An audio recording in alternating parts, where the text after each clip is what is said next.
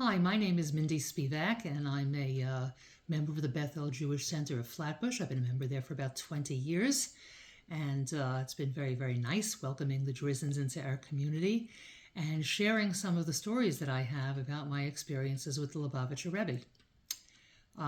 Last January, my husband Larry and I celebrated our 50th anniversary, and I have a story to tell you about the week before we got married.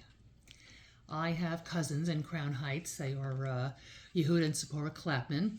My cousin Yehud is a sofer, and he was the Lubavitcher Rebbe's personal sofer.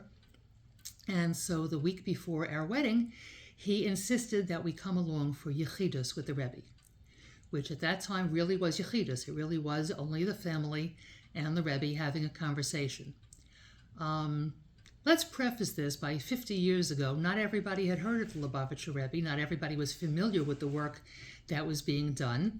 And although we were moderately familiar because of my cousin, we really weren't aware of all the inner workings. The meeting consisted of my parents. My father was a Kohen, so my father, my mother, my two sisters, myself, and Larry, who was at the time my fiance. And we went in and we met with the Rebbe, and I have to say his blue eyes were just so striking. And we began a conversation, and the conversation was really about the upcoming wedding. And it was about the fact that my father was a Kohen, and that he wanted Larry to learn a page of Gemara, and my father to faheh him, because after all, marrying a bat Kohen was a big deal. We spoke about the wedding and about Parnassa and all those kinds of things. And it was getting to be a long time, and poor Rabbi Krinsky kept opening the door, and the Rebbe kept going, I have more to say, and pushing him out. We were about to leave, and a sort of an afterthought, the Rebbe said to my father, "If I give you candlesticks, will your daughters light candles on Friday night?" And it was the very, very, very beginning of the candle-lighting campaign. And my father said, "Thank you very much, I appreciate the offer, but no thanks." And the Rebbe, instead of being offended, thought a minute, and he said, "Well, why not?" And my father said, "It's a very nice minhag, but it's your minhag. It's not my minhag. My mother didn't like candles, her mother didn't like candles, and her mother didn't like candles, and I see no reason to change that now." So the Rebbe thought about that for a moment, and he said, "Tell me something.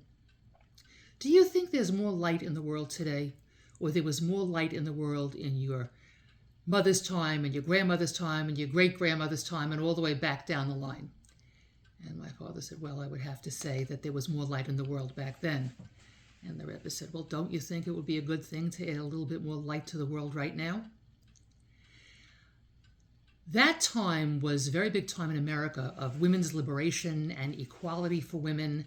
And the Rebbe said to my father, "Tell me, given what's going on in the world today, do you think your daughters are more or less independent than their grandmothers and great-grandmothers and great-great-grandmothers were?"